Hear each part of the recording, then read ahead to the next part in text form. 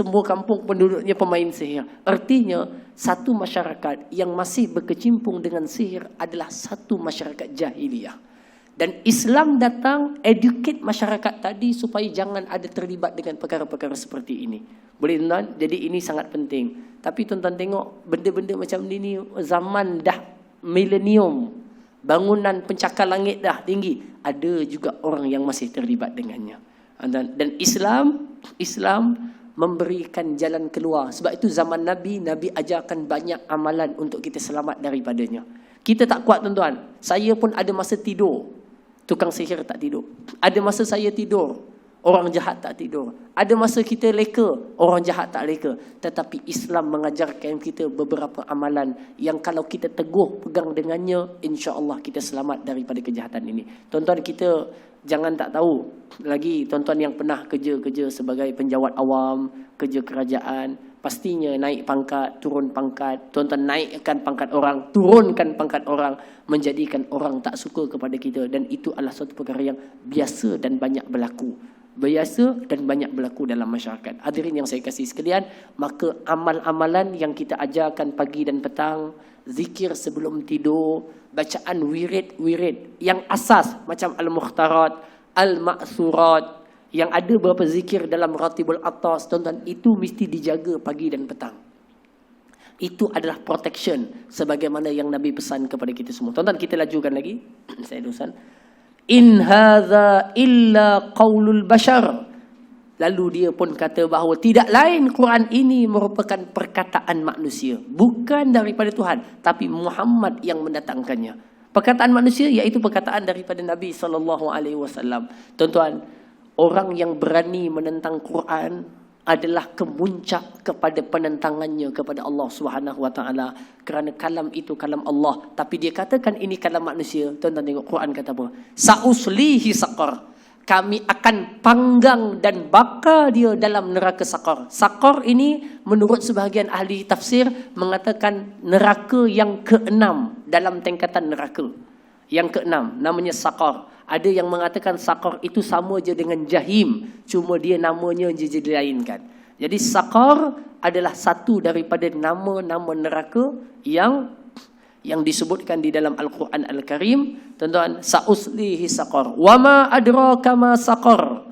Okey, wa ma adraka ma saqar.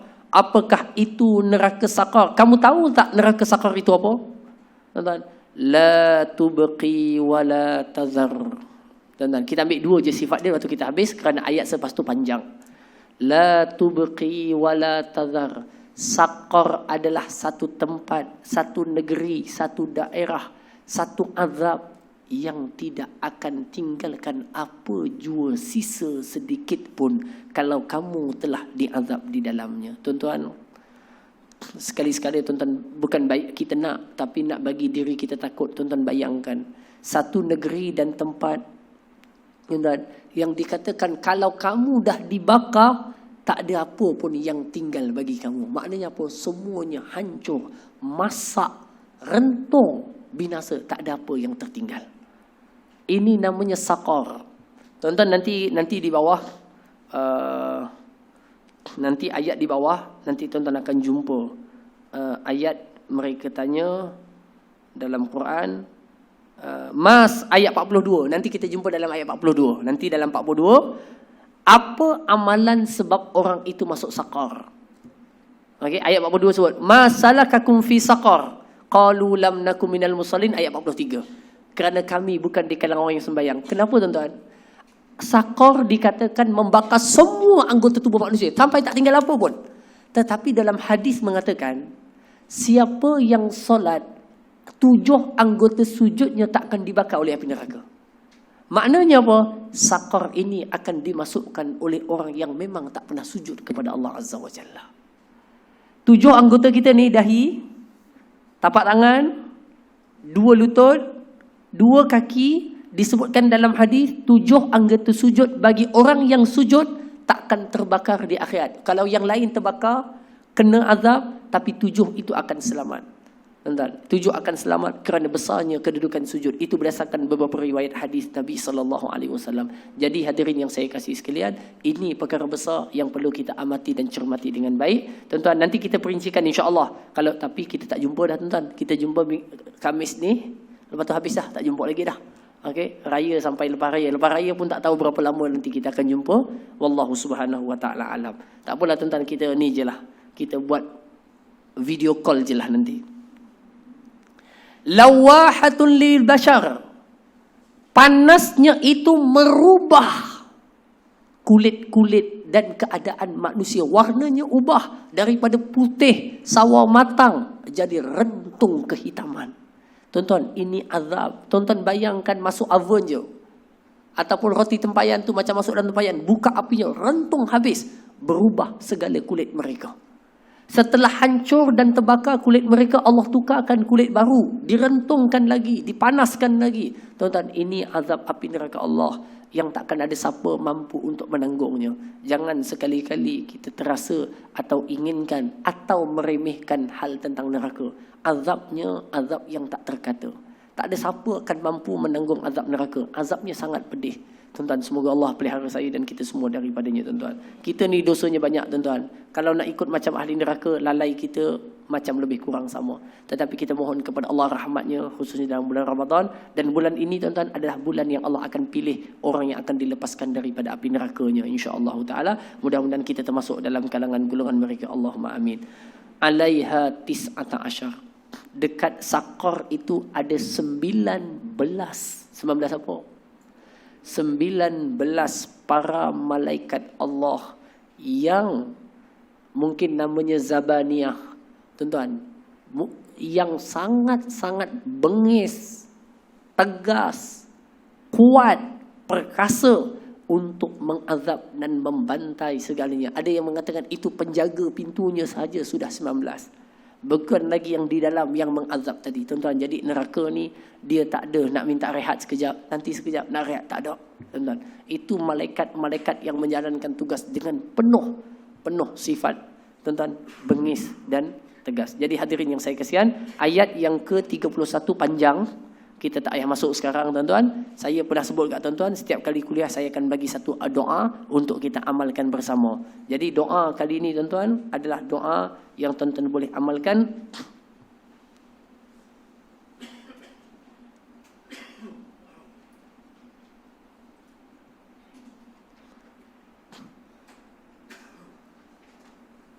Iaitu tuan-tuan boleh ambil, hari itu kita belajar ayat doa, kita ambil daripada surah apa?